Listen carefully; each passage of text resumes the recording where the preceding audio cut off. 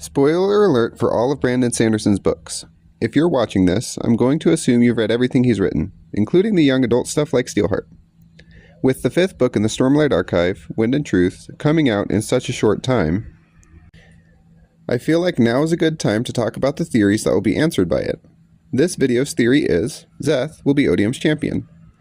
I want to go over the 3 main points that I've seen in support of this theory, and give my thoughts on them. Let's begin. Point number 1. Szeth has been consistently and severely manipulated by Taravangian. Throughout Words of Radiance, Szeth was used by Taravangian to kill monarchs, princes, and generals in order to serve the predictions set forward by the diagram. Now, someone may argue that this period was not manipulation because Taravangian had Szeth's Oath Stone and he was just following orders like he was required by his society. But there were always manipulative aspects to the dynamic, such as Taravangian convincing him that Kaladin had an honor blade and was therefore not a Radiant.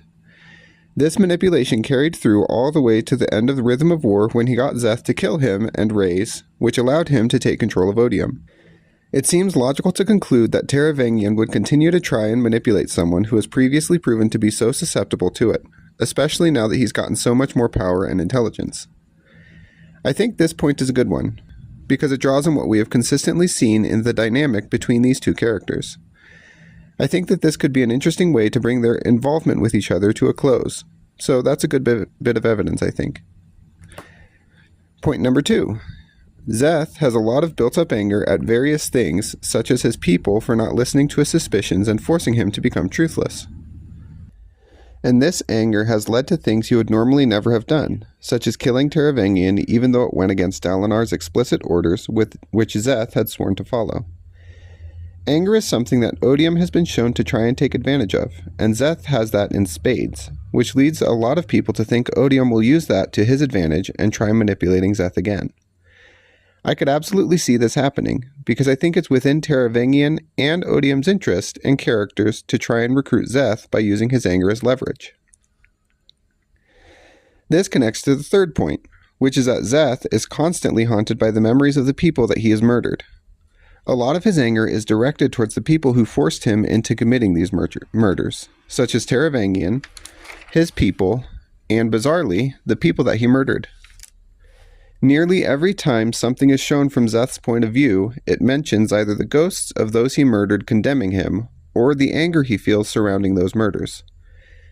These kind of emotions are the exact things that Odium tried to use on Dalinar to make him agree to be his champion, and it would make sense for Odium to try that strategy again with someone who has historically been susceptible to those kind of tactics. Also, Taravangian has been intimately familiar with Szeth's unstable mind for quite a long time, which means that Odium is absolutely aware of this as well. I think that this is probably the best point in support of this theory because of just exactly how unstable Szeth has been shown to be in the past. Exemplified the best by when he blamed the victims of his murders for not being strong enough to fight back against him. One counter to this theory that I've found in several places is that Szeth has Nightblood in his possession, which is one of a very small number of things that's capable of killing the possessor of a shard. Because of this, it seems that Odium would not be able to go near Szeth without the risk of himself being killed. And I think this might be a true barrier to Odium manipulating him. But people say in response to this that Odium doesn't have to physically be in his presence. He could just send him visions, which that seems like it could also be true to me. So whether this is a real counter or not is up for debate. Overall, I think this is a surprisingly decent theory.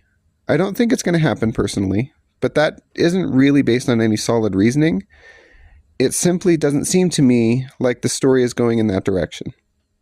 Anyway, let me know what you think in the comments, and I'll leave you with this one last thought. Megan is actually Firefight.